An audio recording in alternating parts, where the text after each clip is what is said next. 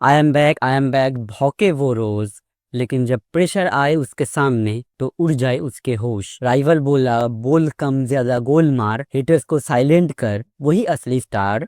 Mic पे नहीं field पे नाम बना, लेजेंड वही जो वक्त पे काम आया। First of all, Portugal versus Colombia was a tough match. I get it, Portugal versus Colombia was a tough match because Colombia एक बहुत ही कॉम्पैक्ट टीम है, उनके पास अच्छे अच्छे प्लेयर्स है, लेकिन फिर भी on paper Portugal was far better than Colombia। लेकिन यहीं पे सबसे बड़ा कैच आता है, तुम किसी प्लेयर को उसके क्लब लेवल के साथ इंटरनेशनल लेवल को मैच नहीं कर पाते।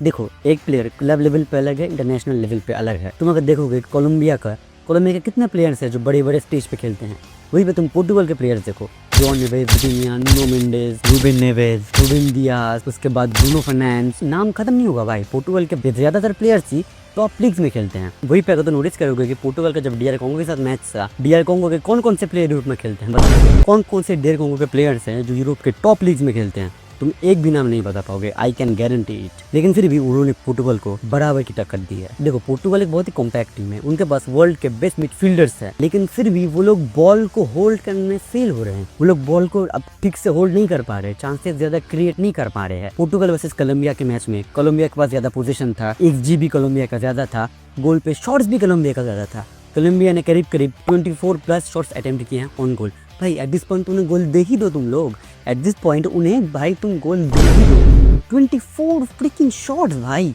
अगेंस्ट पोर्टुगल, जो कि one of the favourite science world cup को जीतने के। और पोर्टुगल के पास इतने अच्छे अच्छे प्लेयर होते हुए भी I don't know how they are failing. इतने बड़े कैलिबर के प्लेयर्स हैं उनके पास, फिर भी वो लोग राइट प्लेयर को राइट जगह पे पोजीशन नहीं कर पा रहे हैं। और शायद ये गलती है उनके कोच रोबर्टो मार्टिनेज की। ये वही रोबर्टो मार्टिनेज है जो कि बेल्जियम के गोल्डन जनरेशन को एक भी ट्रॉफी नहीं दिला पाई थी। ये वही रोबर्टो मार्टिनेज है जो कि आज पोर्टुगल के गोल्डन जनरेशन को हैंडल कर रही है। आई don't know what is Portugal gonna go with this coach. I think Portugal needs a good manager and new manager. और हाँ, राफेल लियाओ को आज टर्न अप करना चाहिए था। देखो, पोर्टुगल के पास और एक बहुत बड़ी कमी है कि कोई एक प्लेयर कोई एक बहुत बड़े ओकेशन पे या फिर कोई एक मेन ओकेशन पे टर्न अप नहीं होता है। अगर तुम फ्रांस को देखोगे, अगर तुम किसी और टीम को देखोगे, तो वहाँ पे कोई एक प्लेयर जरूर होगा, खास करके बड़े टीम्स में देखोगे तो वहाँ पे एक प्लेयर जरूर होगा जो कि टर्न अप करेगा, जो कि गेम को पलटेगा। जैसे कि फ्रांस के लिए डेम्बेले ने उस स्टेप अप किया और 3 गोल मार दिया, हैट्रिक मार दिया डेम्बेले ने। लेकिन यहाँ पे पोर्टुगल के पास ऐसा एक कैलिबर के प्लेयर है ही नहीं। उनके पास इतने अच्छे प्लेयर्स है जो कि इतने हाई लेवल लीग्स में खेलते हैं, लेकिन फिर भी उनके एक प्लेयर भी टर्न अप नहीं कर पा रहा है। और अब जो मैं बात बोलने जा रहा हूँ उसके लिए शायद मुझे गालियां भी पड़ सकती हैं भाई। I think Portugal needs a better striker with Cristiano Ronaldo. देखो, I am not doubting Cristiano Ronaldo. या Cristiano Ronaldo is one of the greatest goal scorers, one of the greatest finishers. उसका फिनिशिंग बहुत ही अच्छा है, dangerous है and all. Okay, I get it. Cristiano Ronaldo is one of the greatest strikers of all time. लेकिन फिर भी देखो, क्रिस्टियानो रोनाल्डो 41 ईयर्स का हो चुका है।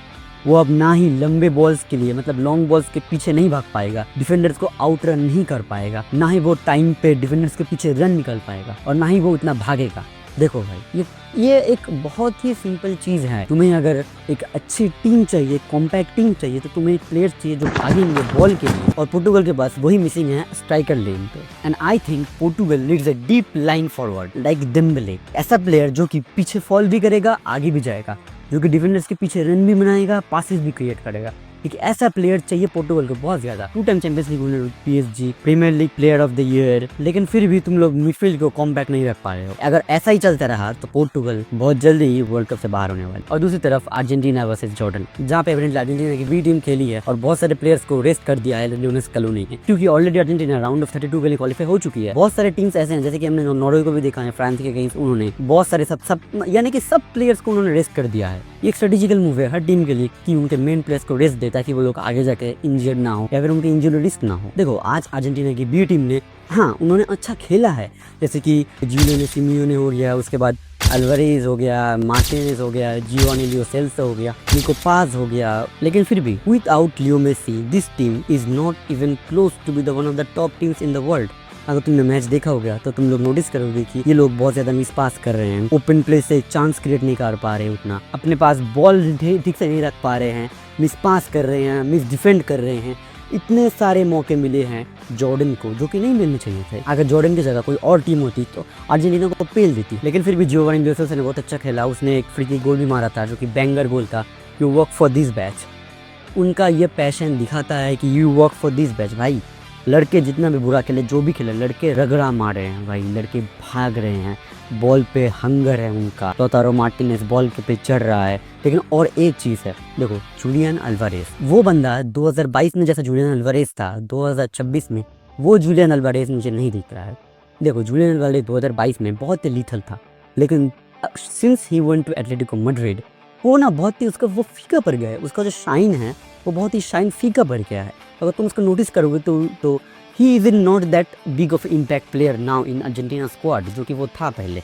वो उतना ज़्यादा गोल चांसेस क्रिएट नहीं कर पा रहे हैं, उतना ज़्यादा फ्रेम पे बॉल नहीं रख पा रहा है। भाई I think Julian Alvarez needs help. भाई तुम निकलो एटलेटिको मैड्रिड से, भाई तुम निकलो कहीं और क्लब में जाओ, क्योंकि दिस इज़ नॉट यू भाई। Julian Alvarez one of the greatest, you were one of the greatest striker in 2022 World Cup. What happened to you, bro?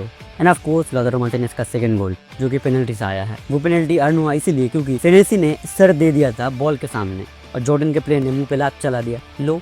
लेकिन फिर भी लौतारो मार्टिनेज ने पेनल्टी को फिनिश किया, अपना वर्ल्ड कप 2026 का पहला गोल स्कोर कर दिया। और फिर आता है निको पास, जो कि रियल मैड्रिड का प्राइम टारगेट है, कोमो पे खेलता है, अच्छा प्लेयर है, इटालियन लीग में खेलता है, अच्छा प्लेयर है, I know I get it. और उसने आज अच्छा रगड़ा भी मारा है, लड़के ने अच्छे अच्छे पासेस निकाले हैं, फिजिकल हुआ है, ड्रिबल किया है।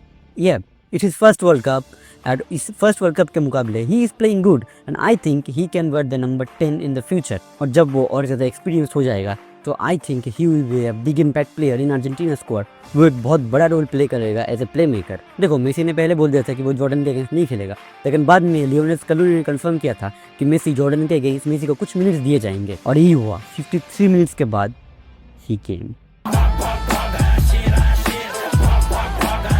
अगर तुमने अपने आंखों से उस मैच को देखा होगा, आंखें फाड़ फाड़ के ठीक से देखा होगा, अगर तुम्हारे ब्रेन रॉट नहीं हुआ होगा तो तुम नोटिस करोगे कि मेसी के आते ही गेम का टेम्पो चेंज हो गया, गेम अचानक से फास्ट हो गया। अचानक से अर्जेंटीना ऐसे चांसेस क्रिएट करने लगी जो कि 53 मिनट्स के पहले वो नहीं कर रही थी।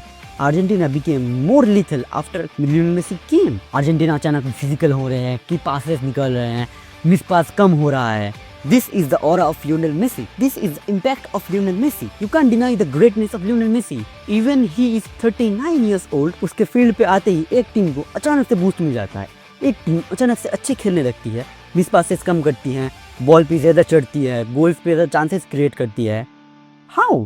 और फिर आता है मेसी का फ्री किक गोल जो कि मैकलिस्टर के फाउल को थ्रू आया था, जो कि मेसी ने मैकलिस्टर को 1-2 करने के लिए दिया था। भाई फ्री किक का गोल in a 39-year-old Lionel Andres Messi in a freaking 2026 World Cup, world's biggest football का biggest stage, जहाँ पे एक बूढ़ा लड़का या लड़का नॉट ए आदमी, लड़का फ्री किक पे गोल मार रहा है, उसके फैमिली मेम्बर्स नाच रहे हैं खुशी से। और क्या चाहिए एक आदमी को भाई? There are levels to this shit man, there are levels to this shit.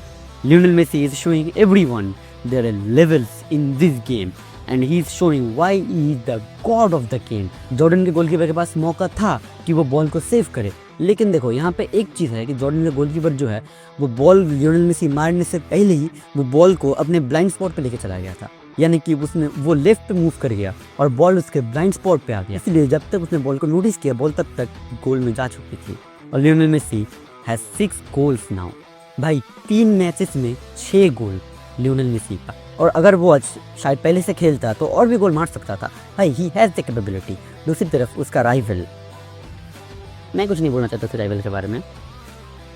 If you think both are the GOATs, think again. यानी अर्जेंटीना आगे जाके कैपो वर्दे को फेस करने वाली है। देखो कैपो वर्दे एक बहुत ही कॉम्पैक्ट टीम है और वो हराम बॉल खेलते हैं भाई।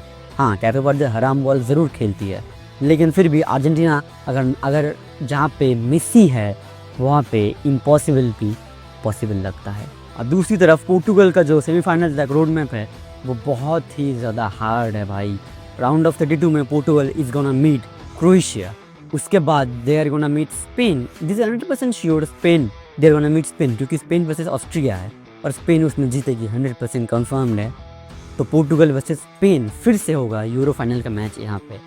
और ये जो पोर्टुगल है और ये जो स्पेन है ये कम्प्लीटली डिफरेंट माइंडसेट के टीम हो गए हैं अभी कंपेयर टू द यूरो। तो आज के वीडियो के लिए बस इतना ही। अगर तुम्हें वीडियो अच्छा लगा तो make sure to like and subscribe और क्लिक द बेल आइकन। भाई लाइक सब्सक्राइब याद से कर देना भाई। और तुम लोग कमेंट में ज़रूर बताना कि कैसे मैं अपने वीडियो को और ज़्यादा इंप्रूव कर सकता हूँ। तो मैं तुम्हें अगली वीडियो में मिलता हूँ। आज के लिए पीस।